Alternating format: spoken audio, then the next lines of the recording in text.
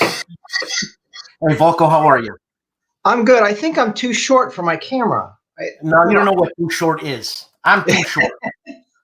How tall are you, man? I'm 5'11" and a bit. Yeah, I'm 5'4". And you said you're old. Give you a break. Hold on a second. I bet you're Yeah. younger than I am. Oh, I'm 57. Oh, you're 2 years older. Actually, you're 1 year older than. Yep. You're a grandpa compared to me, man. There you go. Hey, thanks for being on. And My pleasure. and I think I busted you a little bit too much for this, eh? For what? For doing this interview. Oh no, no, you didn't bust me. Okay, I'm happy man. to be here, man. Okay, I had a few questions down, I mean, and this is the age where we're supposed to seek out all the safe social contact we can get, right? oh yeah, man, yeah. I keep forgetting about it because I've been off work for a year, so I've been in house, and also Yeah. I'm a musician. I'm always in house, man. And I imagine you have like this little cottage in the middle of 400 acres of mushroom country up there Oh in man. Quebec. Is that right? Well, not too far. Not too far. I have friends who have farms, man, and I think one guy's got 400 acres on a mountainous region, and 400 acres. Yeah. And I go shopping, and I go mushroom hunting. So what's going to happen? Are you going to be coming down? Yeah, up. Yeah, up. You're going to come around. Yeah, I don't know when, but we have a concept after my son graduates, which now it's going to depend on online learning and all that sort of thing. But he's in his last semester at William and Mary, and so we have a concept of getting an RV and doing some RVing, and that part of Canada is the first place I want to go see. We did a great RV trip through Nova Scotia and Cape Breton all the way to Louisbourg with the fortress there, French Indian War and all that, some years ago with the kids, and that worked out really well. And so we want to try something a little further even. Well, I mean, Quebec obviously is beautiful. It's the cradle of North American civilization. You can't argue that. Yeah, I don't know. The Spanish might, but I suppose the French can't. Where? and Augustine, Florida. And yeah, okay. So you know what? Since you're speaking about that, yeah. First of all, thanks for doing this, Volko. So check this out. I've got all ready for you here. You've got a new game coming out. Yep. Usually. Look at that. Where are you? Oh yeah. Where are you? You're there. This is what I want to do. That's what I want to do. Okay. Yeah. And you said something about the Spanish. Now this new game. Talk to us a little bit about this new game. Sure. Happy to. Thank you. So I have a new series called Levy and Campaign. I did a spot on your show about Nevsky. That's volume 1 is set in Livonia, Russia, on the frontier with the Russians at that time. So I'm sorry to interrupt you. You said Levy and Campaign. So before you start this, explain to me what is Levy and Campaign. Okay, so this is a series of games, series of volumes, like the coin series, but a different series, that all are about medieval operational conflict, operational military activity, meaning that you have armies under lords that have to gather their forces, and the term is levy. So the first half of every turn, you've got some lords, and they're all levying additional forces, additional capabilities, and that can be their vassals, or it could be other lords to join them. It might be some specialist troops like crossbowmen. So it's a higher level. It's a higher level than muster. Well, it's in the sense of I levy you to muster, right? I levy you, right? I'm your lord, so I levy you, and you're the vassal. You muster your troops. It's the same process. It's like the other half of the relationship, if you will. In fact, the game uses both the terms levy and muster. So levy is the first half where you're doing all the mustering and other stuff like that. You're acquiring capabilities for your army. Then the second half of the turn, you go on campaign. So it's levy and campaign. So every second half of the turn is when your lords and their armies march around the map or gather supplies or besiege or fight battles or ravage, carry loot home, stuff like that. And that repeats in Nevsky and Almoravid every 40 days. Is a turn, because that's a traditional period of feudal obligation. And a big key to the game that you don't see in, I don't know if you see it in any other games, is that in medieval times, these lords, they weren't just in for, it's not total war. They're not necessarily in for the duration. They have a certain period of obligation. Maybe it's only 40 days or maybe it's a few months, but they're basically signing up. Okay, sure, you want me, I'm going to muster you. And you say, well, I'm going to levy you and you muster. You're going to say, okay, I'll muster, and I'll muster with the 400 guys that I'm responsible for in exchange for the land that you let me exploit. But I'm only showing up for 3 months because that's my duty. So every lord in the game, and if you play the advanced rule, every vassal even has a marker on the track that shifts up and down that limits their service obligation. And so you have to not only levy your forces, you have to kind of keep them mustered. You have to keep them in the field, or maybe rotate them in or out. And that allows us in the system to do a lot of, I think, fairly elegant things in terms of taking into account what happens if your troops are starving. If you don't have enough provender, enough food and other supplies, they're unhappy, then their service time shortens. What if they take a bunch of loot and are able to carry that with them home and distribute that to their troops? Well, then their service time might lengthen, because if you're rewarding them, they're happy to fight longer, right? And what about all of that is playing out turn by turn as you play these games. And what about livestock? Same thing. Do you have livestock happening in there? Well, we have, yes. So loot. So the game has a number of assets: coin, silver pennies in Nevsky, gold dinars in Almoravid, which take place in Spain, in Moorish Spain. Provender, and I call it that, kind of an old-fashioned word. It's supplies. It's mainly food, but it's also fodder for the animals. It's also horseshoes and crossbow bolts and boots and hats and all the kind of stuff you need to keep your army going. That's consumables, right? But it's mainly food. In Spain, it's also water, because in the Spanish context, arid ground is a problem, unlike in say Russia. Okay, so that's provender. That's your usual supply that you forage or you bring up with your carts or you bring from your castle depot or whatever. Provender. That's kind of the normal supply. But there's also loot, and loot is a sort of a special form of supply that's kind of like coin.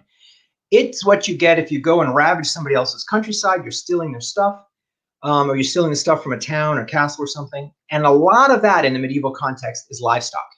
So in fact, the little loot marker even has, it's basically a herd, and it slows you down because you got to herd all these animals along the narrow pathways or whatever. And if you get that to friendly ground, then you can distribute that stuff. Its value. I mean, this is, herds of sheep are very valuable, right? That's value you can give to your lords and vassals and troops to extend their service, to reward them. And that was a lot of medieval fighting, was going and stealing somebody's stuff, ravaging their land to get them, to punish them, to get the enemy lord to accede to whatever your terms are, right? But then also to profit yourself and your forces. So a lot of guys are fighting for that reason. Anyway, or if you're in the situation where it's time, you've got to eat and you don't have enough other food and all you've got is livestock, then you can eat the livestock. Right. Yep. So now, Volko, I never heard of Almoravid. I forgot. How do you say it, Volko? Almoravid. Right. I never heard of that. Okay. Yeah. It comes from the Arabic Almoravidun, and which the Spanish then Spanishified to Almoravides. So the thing is, it's taking place in Al-Andalus, right? Correct. Well, a part of the map is that. So it's what's today Spain. That is that Andalusia? Yes. Well, Andalusia today is a southern province or department or state in Spain, right? But which comes from Al-Andalus. Al-Andalus was the Moorish ruled part of Iberia, of what's now Spain and Portugal, and it was known, that land, to the Muslims and to the Arabs, was Al-Andalus. And so yes, it's Al-Andalus in the 11th century, which has already had some chunks taken out of it. The northern part, the Christians have expanded from what was originally in the 8th century just a little sliver of resistance in the northern mountains in Asturias, and by now, by the late 11th century, they've expanded to some quite potent kingdoms Castilla, Leon, Aragon, and so forth. And so the map is divided between these Christian kingdoms in the north and Al-Andalus in the south. And importantly, Al-Andalus not as a single political entity, because this is at a moment in which, a period in which in the 11th century, the Muslims are split against each other. What was a unified caliphate has broken up into a patchwork of emirates called taifa states or party states. It's like petty states. It's a derogative term of these Muslim emirs who are all jostling against each other and are really more interested in spending their gold dinars on pleasure palaces and poetry and even wine than fighting the Christians. And so they've basically fallen into a system of protection, a protection racket with the Christians, where they pay tribute to the Christians, to these kind of the rougher mountain men who are coming out and raiding and ravaging and stealing their livestock and all that. So as not to attack them, they will pay the gold dinars in what was called parias. And so this game has all of that political stuff going on as a context for the military operations, because the parias payments and the nature of the relationship of relationships among the Taifa lords and the various Christian kings was really important to why military campaigns happened. It's a very different political context than what you would encounter in Nevsky out on the Crusader states of Livonia and Novgorod and Rus. Well, I mean, I did because I didn't know about this, I did a little bit of research, okay? And a lot of... Well, the game's successful already then. Say what? The game's already successful if it's getting... Well, I mean, that's excellent. The first thing I hit on YouTube was an ensemble called Al-Andalus Ensemble. And I thought, oh, yeah. So anyway, I sent you the link, and it's this. Okay. It's a contemporary Andalusian music which features instruments such as the oud, the ney, darbuka, and these are all Arab instruments with a flamenco guitar. And it's like fantastic. It was, and there's dancing, and I was blown away, man. The mix goes well, like it? Fantastically. I liked it very much. And, I have to check it out. It sounds great. I love flamenco. Love flamenco guitar. We've been, my wife and I have been to Spain and Portugal twice now, this past January and a year from before that, and really enjoyed getting to know flamenco music, and in Portugal, fado. And I think it's gotten under my wife's skin because she just started to learn guitar. Really? Eh? So, yeah. Let me show you though. If you're in terms of music, hold on. So I don't know, Dan, if you've ever heard the name Jordi Savall. Does she play the oud? I don't think so. I think it's a he. No, yeah, that's it. That's what I was looking at. That was the exact ensemble. Is that it? Okay. Yeah. Right. So he's the conductor, the creator, and everything. And what's so cool, if you get the disc, little Granada, Alhambra pattern there. But check this out. The disc is a gold dinar. Isn't that awesome? So beautiful. Is that on there? Yeah, I see it. I see it. Yeah, it's very nice. Yeah. Anyway, beautiful music. And so that's what I've been listening to, while I design Almoravid. So these guys are from California. Oh, this is not. No, this is yeah. I think these guys are. I think they are in Catalonia, actually. Well, maybe I misread. Catalonia, California. Anyways, you know what I'm saying? Could happen. But okay, hold on. And I also read that at that time, the Jews, the Muslims, and the Christians actually got along. Yes, unfortunately, less and less. Yeah, no kidding. So, pardon me. Dinner. Sorry, I got you at supper time, man. Yeah.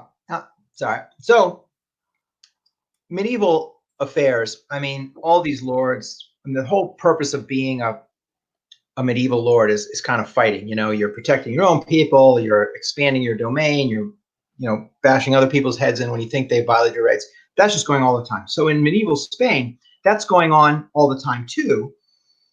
And it's not so much an aspect of, well, there's the Christians, the Muslims, and they hate each other. There was that. I mean, the Christians already in the 8th century under Pelayo, king of Asturias, had sort of raised the flag of resistance. We're going to win back territory for Christendom. So there was that. But it wasn't really the main thing going on. The main thing going on is everybody's fighting and allying and scheming with everybody else. And so Christians are fighting Christians, Muslims are fighting Muslims, sometimes Christians are fighting Muslims, sometimes you get a strong Muslim leader who raids the Christian lands or a strong Christian king who raids the Muslim lands. All that stuff is going on. And in that process, there is a gradual, like century by century creeping Reconquista, which is the Christians are tending to advance south. Tending to, but there's, back. Anyway, what's happening in the late 11th century at the period of Almoravid is starting to change to get more of a Christian versus Muslim character generally. And usually that sort of thing works out to the disadvantage of the Jewish communities in either side, because then religious affiliation becomes more important to your status in the political structure. And it's at the beginning of it's actually before what we think of as the Age of Crusades. So you think of the first crusade into the Holy Land is at the end of the same century. We're just a generation or less before that. And we actually have what I believe is officially the first official crusade of Christendom into Spain against the Muslims in 1087. So just as part of the aftermath of the campaign that Almoravid depicts, because what happens in 1086 is the Muslims push back in a big way against the Christians. The Christians take a big bite out of them by taking Toledo in the heart of Iberia.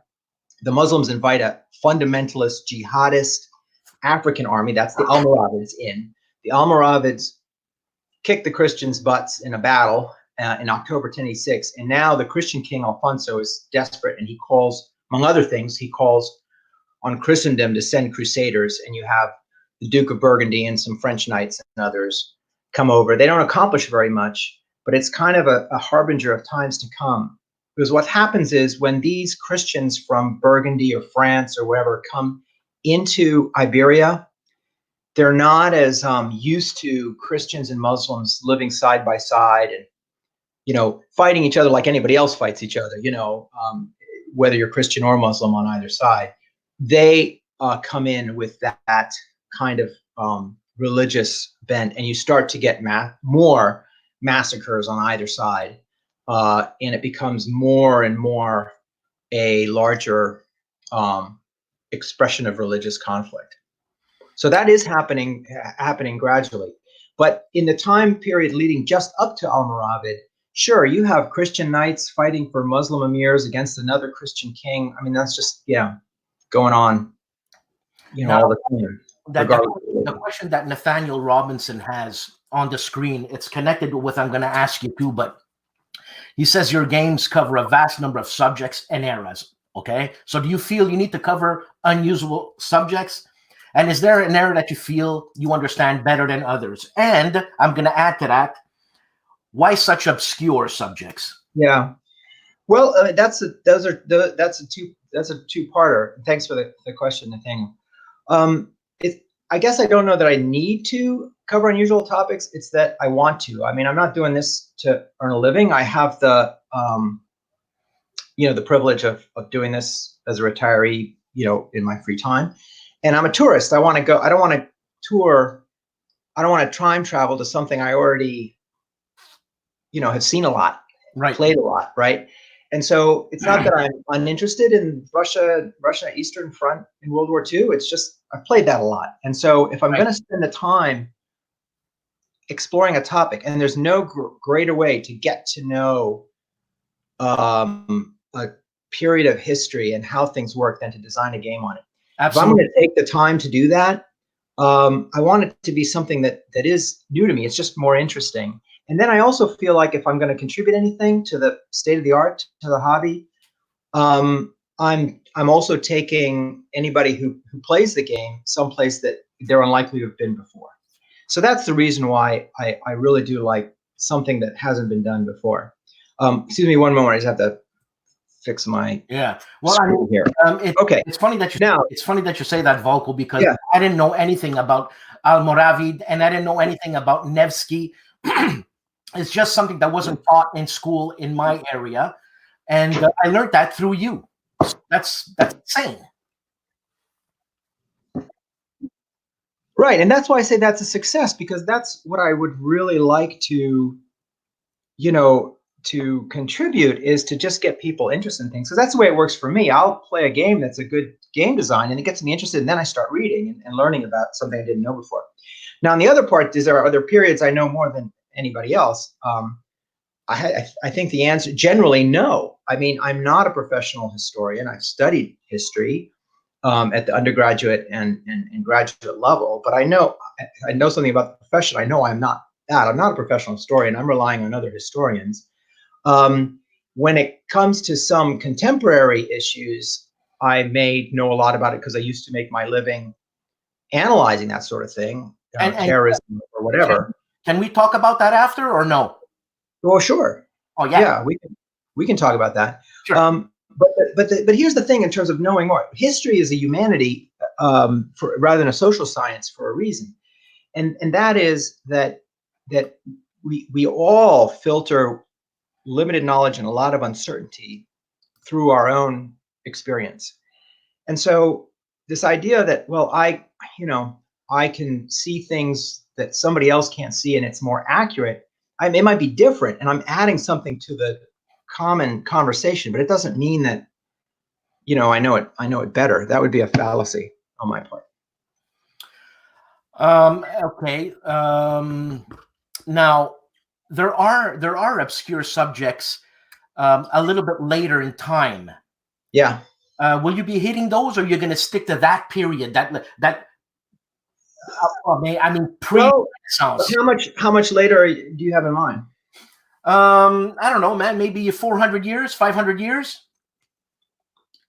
So Renaissance and that sort of thing? Yeah, sure. So could be one day. There are so many, it's just like with insurgency. There are so many unsung tales, so many places to look into, that you can add an idea a day, really, and not, there's no way to do it all. And so who knows when I'll run out of steam on Levy and Campaign. Okay. But I think it would work well for any pre-industrial conflict where limited duration enlistment is an issue, where you have to kind of pay troops or feed them as you go. And so could it work for Renaissance warfare, 30 Years' War? I think it would. And so I originally had the thought, I'm going to call this, medieval campaign series or medieval operations series or medieval warfare series, something like that. And the first time I showed it to Gene Billingsley at GMT, his question was, well, could you use this system for Rommel in the desert? And so what he's trying to see is, what is the potential? What's the stretch in the cloth? And I said, well, I don't think that would work very well, because that really was total war. Those guys were in till the end. So this whole system of service markers and things like that wouldn't really have much meaning. But for something like the 30 Years' War, even if you think about the American Revolution, and I think about Washington on the eve of Trenton, Princeton, right? A substantial reason that he made the attack across the Delaware was because it was the end of the year, and the guys with him, a lot of those guys, their enlistment was up at the end of the year. They were going to go home. But if he could score a victory, right, then he'd be much more likely to persuade them to stay, right? It wasn't quite as much about hurting the Hessians and the British as it was keeping his army together. And that already has to have, that's the kind of conundrum that I want players to face in Levy and Campaign. Okay. So I think you get to late 18th century, before, in Napoleonics, I don't think so. But pre-Napoleonic, yeah. However, I know really what the next 4 volumes of Levy and Campaign are going to be. If there's enough pre-orders for Almoravid that keeps us going, and there's demand for volume 3. Volume 3 is getting very close to playtest now. Can you share that with us? So volume 3, I don't want to say too much about it, but I will say it's set in Italy. It's set where? A little country called Italy. Oh, okay. I think that's for you, Dan. I might know. Well, for me, sure. I appreciate it. And the thing is, if you ever come down to Quebec, up I'm like 2 minutes away from a major British fort type thing that was here that actually helped stop the American invasion of Montreal. Oh, yeah, Benedict Arnold on that. Okay, cool. What fort? Les Coteaux. It's called Les Coteaux. Huh. And it's a small little thing. And there's one cannon, but they didn't need that much defense because the rapids were insane. You couldn't not drive a boat, but you couldn't sail a boat in those rapids. You'd get killed. It's true. So, yeah, so I think we have some other questions. Yeah. Like this is Jan Heinemann from Germany. Guten Abend, Jan. Guten Abend. Now, the Vikings would also fit well. I'm thinking of the system, I guess, of that, and it makes me think of Falling Sky a little bit. Yeah. So, and I don't know the Vikings. So, if it were certainly if it's Vikings, Danes in England, like the Last Kingdom and all that. I mean, I really don't know. I don't really know the Vikings, how did they gather their troops and what was the deal between individual warriors or war bands, chieftains, and leaders of an army or a fleet or something. I don't know. I would imagine it would.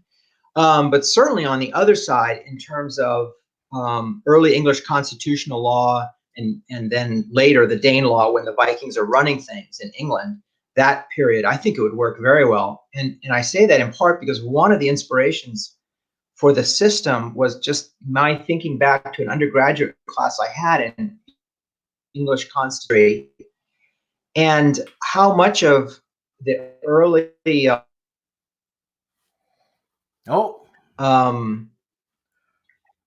you lose me? Yeah, I lost you for a few seconds. I'm back. Okay.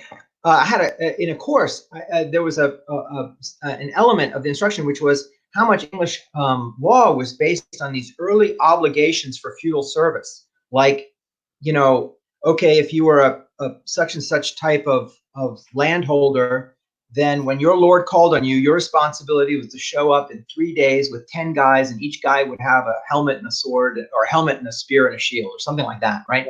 And they would then serve for 40 days, and that would be your obligation, right? And so that kind of system of limited service definitely is there in Dark Ages and early medieval England. And the question for me was, well, how would that affect a campaign? I mean, that's only the start of it. Presumably, you can give them stuff and encourage them or whatever to stay longer, or maybe they get mad at you and they leave.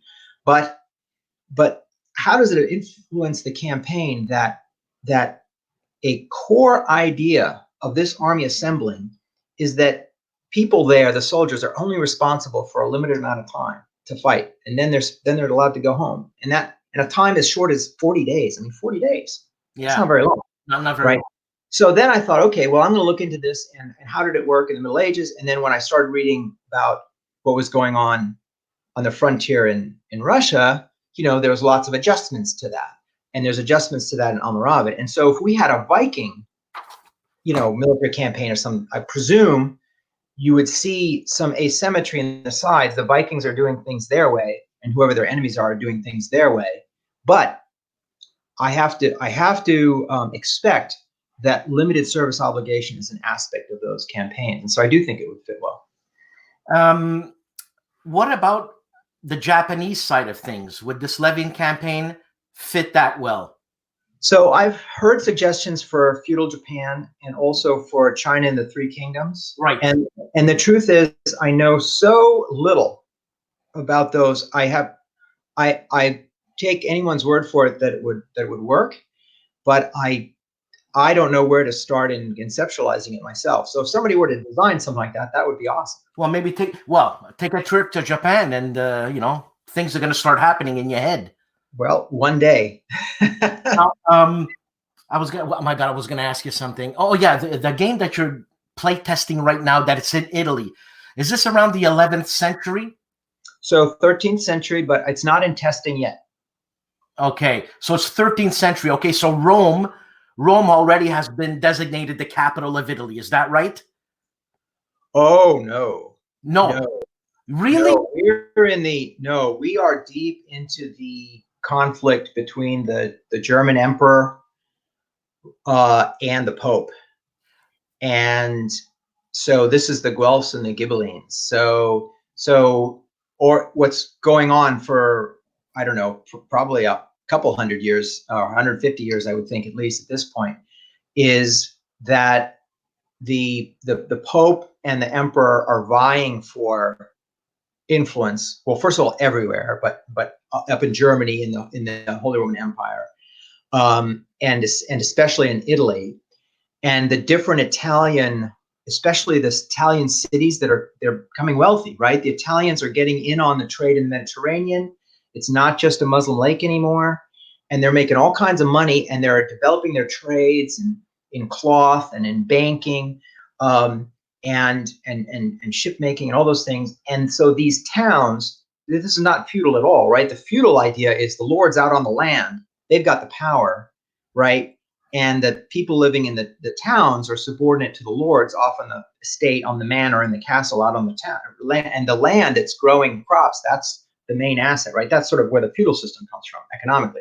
Well, Italy's starting to turn that on its head, because the people in the towns, the tradesmen, are becoming rich enough to be a power of their own, and they're trying to kind of shuck off this tyranny of the lords and the higher lords too. And so you don't want to have some German emperor over you, and you're standing on your own feet, dyeing your cloth and exporting it and so forth, and making a lot of money.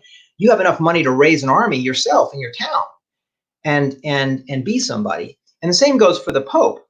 And so that's what's happening locally in Italy, especially in central and northern Italy especially.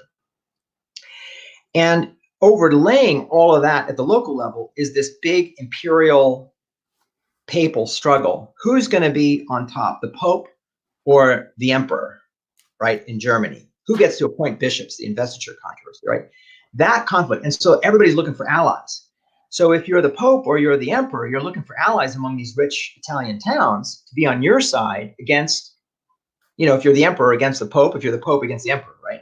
If you're these towns, you're like, okay, well, I like to have a patron, somebody, a lord, a cause to organize our alliance, and that could be the Pope. But if my enemy next door, if I'm whatever, Genoa, and my enemy is Padua or whatever, and the Pope is helping my enemy, then I'm going to go to the Emperor, right, and get help. This is like, it's like the Third World during the Cold War in the U.S. and Soviets. It's a similar thing.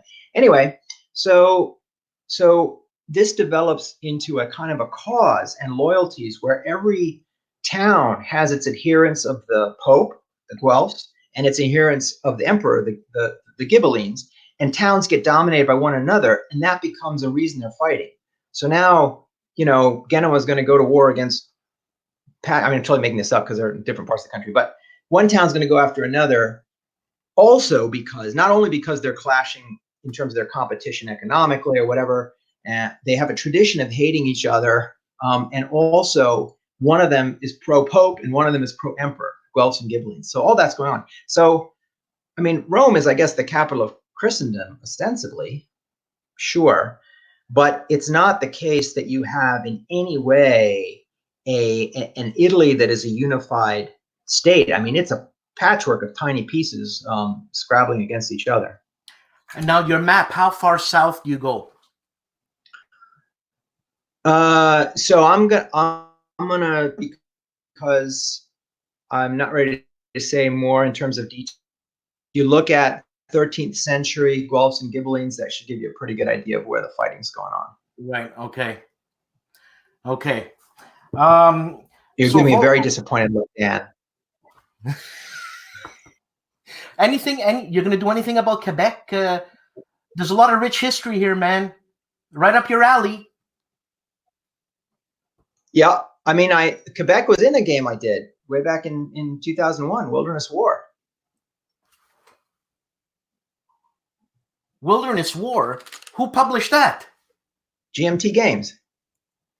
I don't know it. I didn't do enough research. Okay, hold on a second.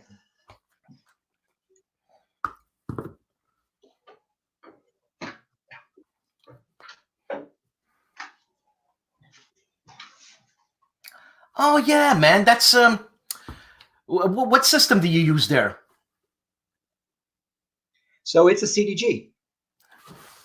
It's like Hannibal Rome versus Carthage, or Paths of Glory, you know, goes to the French and Indian War. So Okay. here's a board.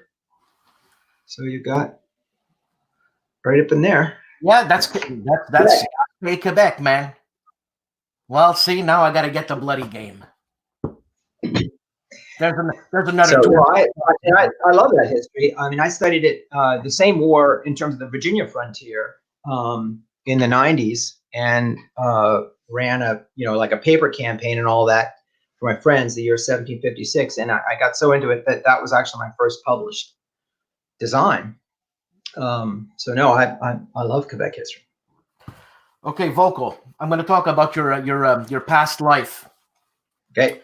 So Volko, you know, I look at you, man, and this is where a little bit where we start becoming more colloquial here. So I look at you, you're a sweet-looking guy, Volko. You know what I'm saying? Thank you, Dan. You're not intimidating. Are you still a vegan? Yeah. I mean, you know, and what makes a guy like you work for the CIA, but not just work for the CIA as a truck driver or something, because I was looking online to see what kind of jobs there was. You worked in the specialized skilled office. Is that what it is? Oh no, I was an analyst. Or an analyst, okay. So what was your thing? Like, what did you do, man? So I was an analyst in terms of my career service, and so that means I mean, you know, what analysts do is they're trying to get all the information that's available from wherever and make sense of it, interpret it, and address questions that are relevant to policy, that help policy decision makers make their decisions. Now, didn't you teach a certain course? Yeah. That's a little bit like fun to talk about.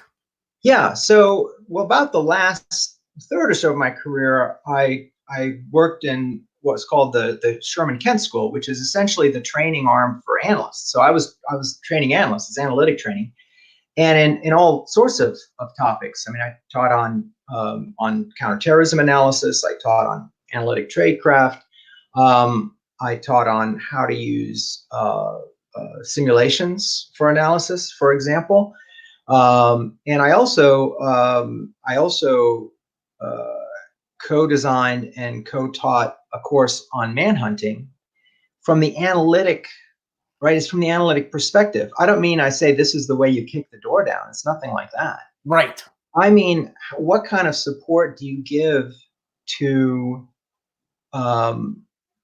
people who are doing the tracking of fugitives? Okay. There's an analytic process there, and there are analytic skills and tradecraft, and it's by the way nothing all that mysterious. I mean, it's published in open sources. Now, well, hold on, Volko. When you say these people who you're giving them tools to help them track down this person, these are not just your regular bounty hunters type people, right? You're not. No. We're talking about of course not. We're talking about authority, like law enforcement authorities, or partner, you know, international partners, that kind of thing. Yeah, not bounty hunters. Right. But I mean, if you think about what the U.S. Marshals do. Yeah. Okay. Well, all right. In essence, that's a bounty hunter, man. Well, I mean, it's not a bounty hunter in the sense of they're contracted. They're private. I mean, when I think of bounty hunter, I think of a private individual who's contracted or is looking for, oh, here's a reward for somebody. I'm going to, on my own, go out, you know, and track them down to collect this reward from the sheriff or something like that. So, you know, we're talking about U.S. officials, law enforcement officials. Yeah. Or maybe it's not U.S. officials. Maybe it's Mexican law enforcement officials, or Canadian law enforcement officials. And the idea is, if you think about what the U.S. Marshals do, I mean, I guess it's what a bounty hunter does too. It's, I mean, Yes. It's not that they're not tough people, tough men and women. You know, it's not that they're not action oriented. I suppose they are, but they have to be very knowledgeable. They have to be very savvy, right? They have to be smart, right? I mean, it's just like if you're trying to figure out where somebody is going to be at a certain time, and right, Right. if you're trying to fix that target, that's not by being whatever.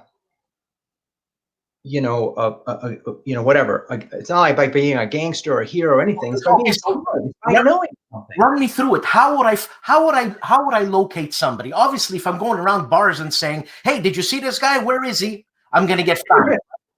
Right. So, but you already have the right. You already have the right approach. I mean, in that, it's not so much that you are going to, that you are asking yourself, where is this person and where are they going to be? It's who would know that. Who would know that? But yeah.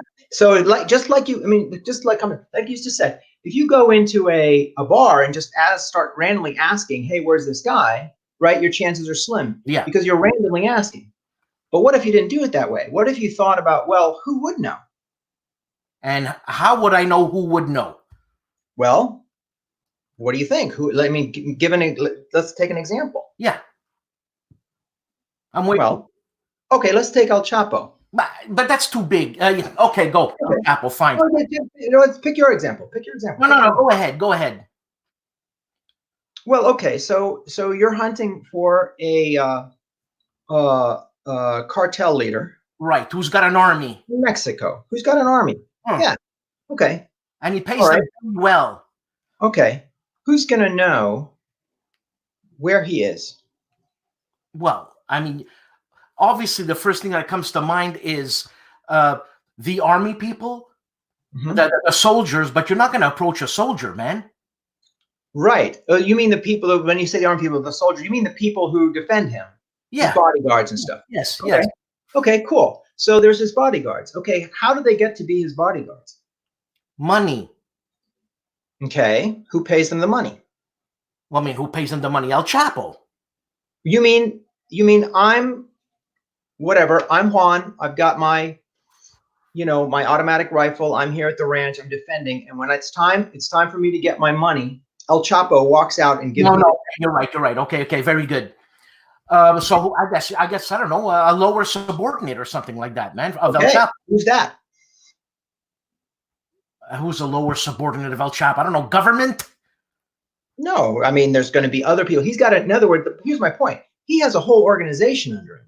Yeah, right? So you're going to go up to some guy that is a soldier of El Chapo, and you're going to ask him, where's El Chapo? No, probably not. But maybe I might ask, if I had that opportunity, I might ask him, how'd you get hooked up with this? Who pays you every week? Okay, so you're going to go undercover as a soldier. No, I'm not going to. Like I say, this is a question of what is the analytic approach to finding this out. So in other words, you got to take an indirect approach that starts to get smart about because El Chapo's got a support infrastructure. Of course. Right? Yeah. Okay. So if he's very secretive, is that true of everybody in his organization?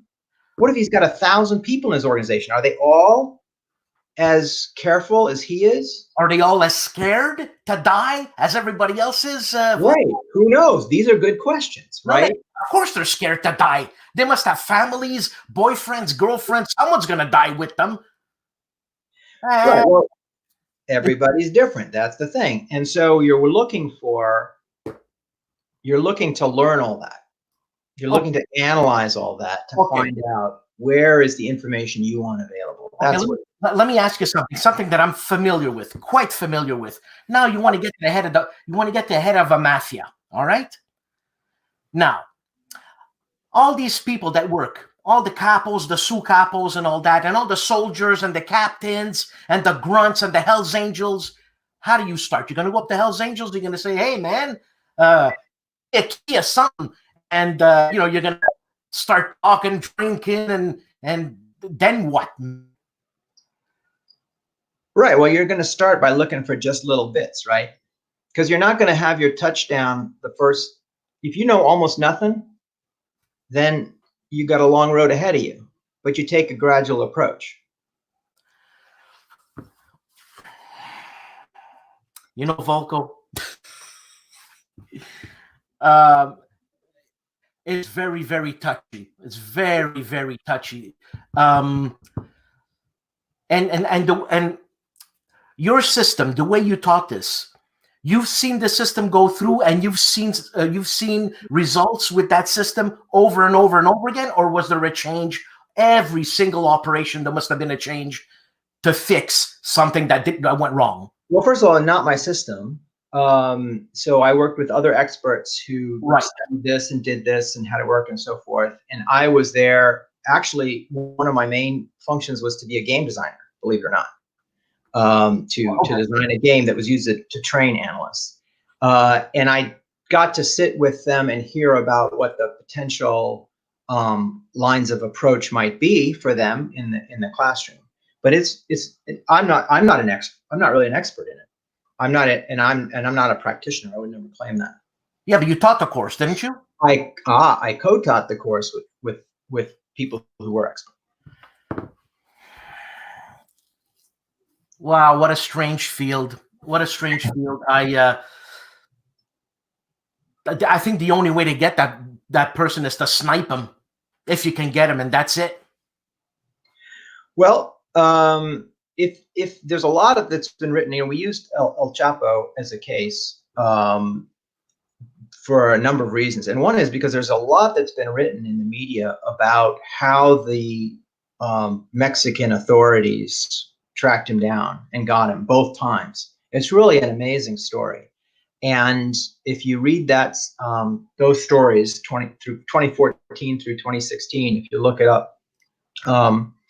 It will give you a very good look, I think, in terms of how you get at a really hard target like that. And it would be similar if it was a mafia person. I was actually so it's not really something that we can explain in a video segment about war games, right. But the reading is out there. I was very surprised that he got caught. I was very surprised because his infrastructure is basically Mexico. Yeah. That's his infrastructure.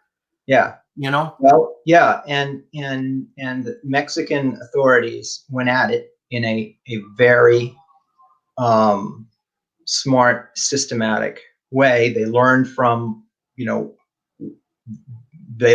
missteps and his ability to dodge them, and kept at it, especially elite units there.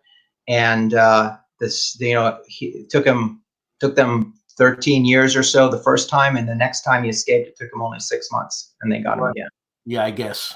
Yeah. So and it's really, they're amazing stories, and I direct your listeners to them, because if you're really interested in what the thinking part of manhunting is, the story of how the Mexicans got El Chapo twice is worth digging into. Now, is there any like documentaries on this that are available?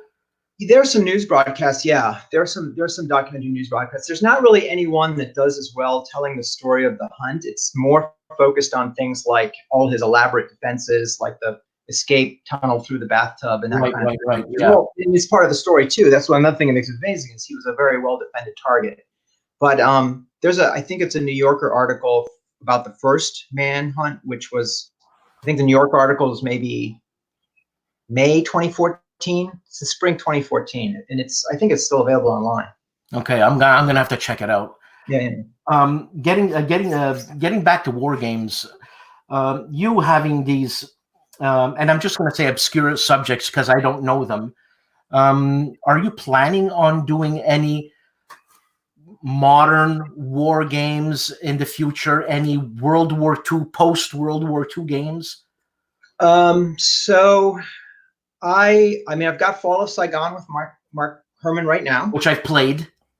So yeah, exactly. So that one's still in work, it's almost done with testing, and it's about to go into solitaire system work with Bruce Mansfield, with his Trungbot system for Fire in the Lake. Right. So there's that's still to come. But I will say that I feel like I've it's kind of like with Quebec. I sort of been there. I've done a lot of modern stuff in the Coin series, Labyrinth, and so my interests are to go somewhere else. And so I'll probably be sooner to the Renaissance era than we'll be back to really modern. If we ever have a Hunt for series, speaking of manhunting, if Hunt for Blackbeard ends up ultimately made and is successful, we will have other titles in that series. One of which would be that I'd like to do would be in the Revolutionary War. One would be in the U.S. Civil War, the American Revolutionary War, and then there probably would be a design in World War II, World War II naval related. You mean the manhunting technique? Yeah. And so how would you bring that over to World War II? I'm curious.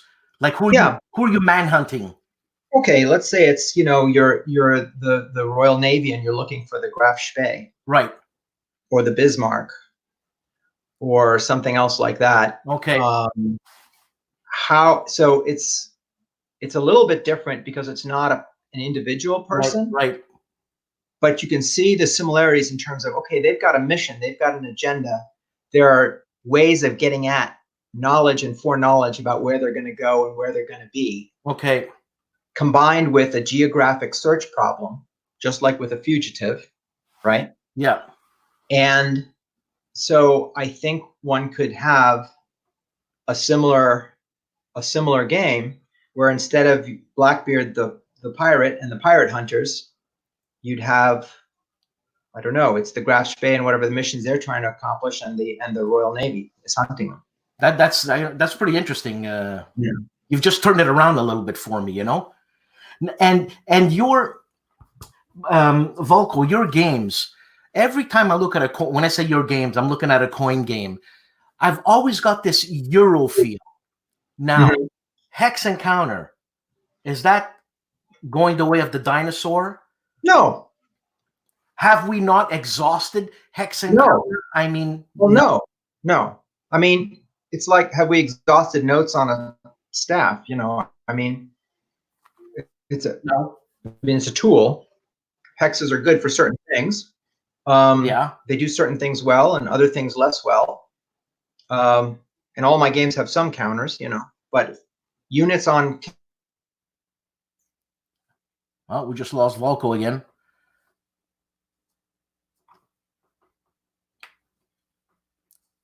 Does anybody in the comments section have any questions concerning? I know Hethwell Khan. Okay. Coin asymmetry. Am I still here? You're there. How's the connection? Volko, you're breaking up. Volko, you're back.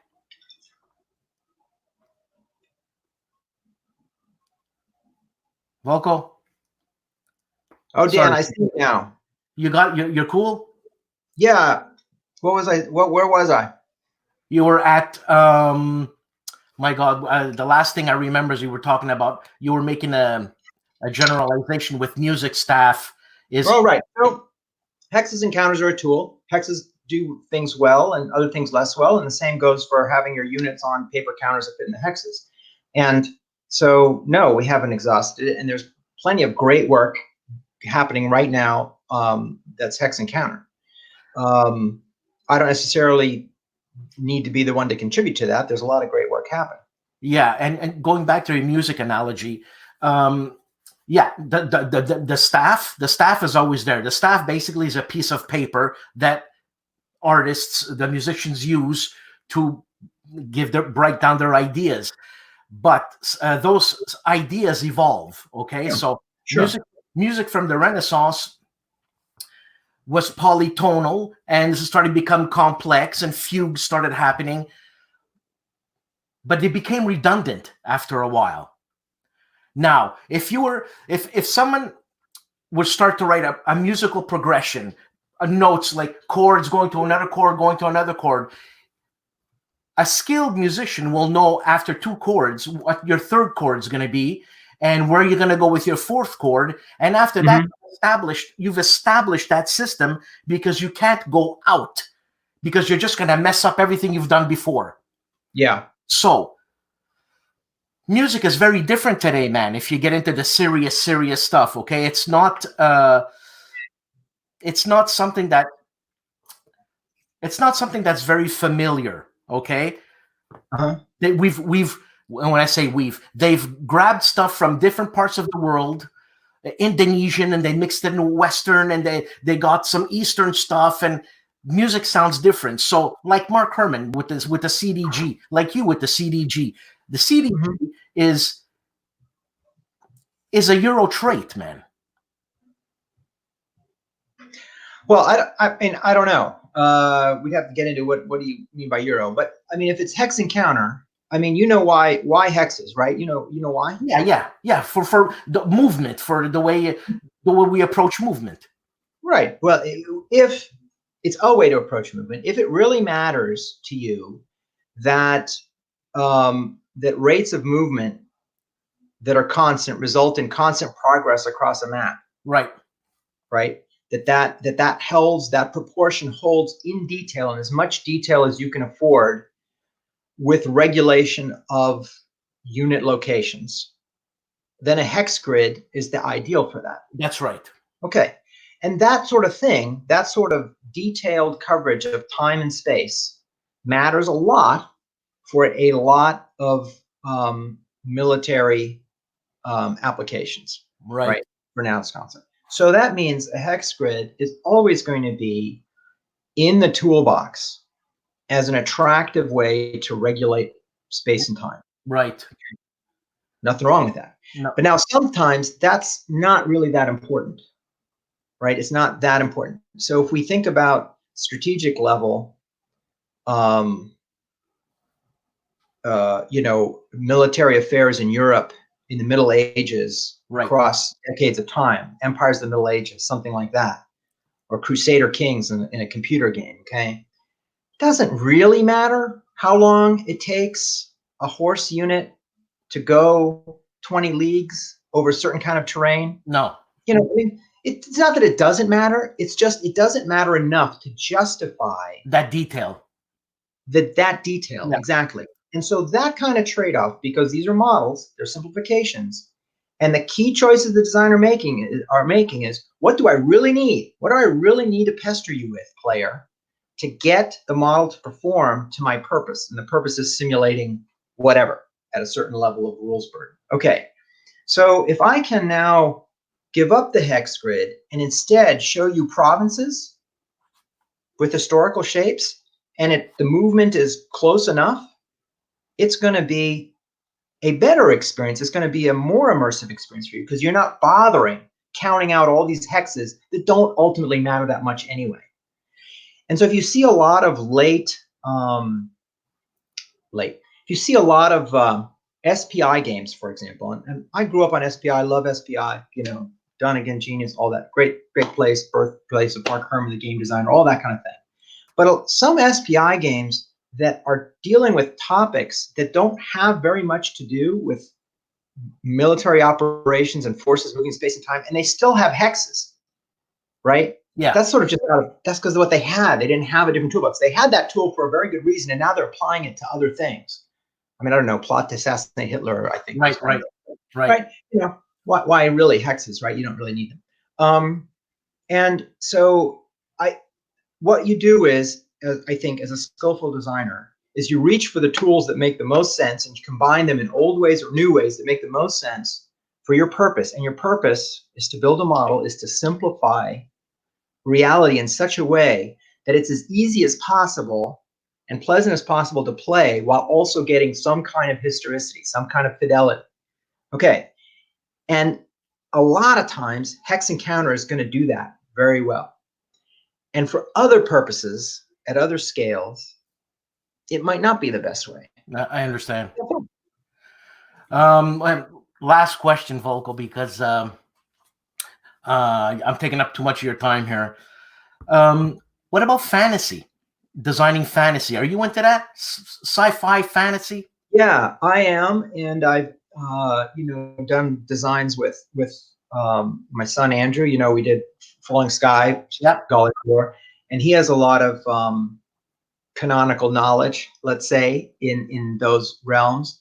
So we've done some designs. The problem with anything that isn't history is, I think, for a great immersive game design, you need to be immersed in something. There needs to be a lot of detail This fantasy world needs to be really fleshed out and coherent and interesting and all that, right? Okay. And where does that come from? So if it's history, it comes from history. Nobody owns it. But if it's fantasy or science fiction and it already exists, it's likely intellectual property of somebody. I see. Okay. And now for a small, a niche producer like a war game publisher, it becomes hard to afford that license. I understand. Okay. So now there's an additional burden that either you have to somehow get that license and pay that, or you have to have somebody who's not only designing a game and researching, but is actually creating that fiction. And that, as I said, that is no small matter. No. Not everybody is a Frank Herbert or a Tolkien or whatever. I know. Yeah, it's hard to do. Now, it doesn't mean impossible, and it doesn't mean you won't see something like that I touch. I myself, it's just not my skill set. I'm not going to do it. But we might see something like that because it is possible to find designers who actually can do that. Volko, thanks a lot for doing this. People, thank you for listening to my ramblings. Again, Volko, thanks. Stick around. And all right, we'll see you again.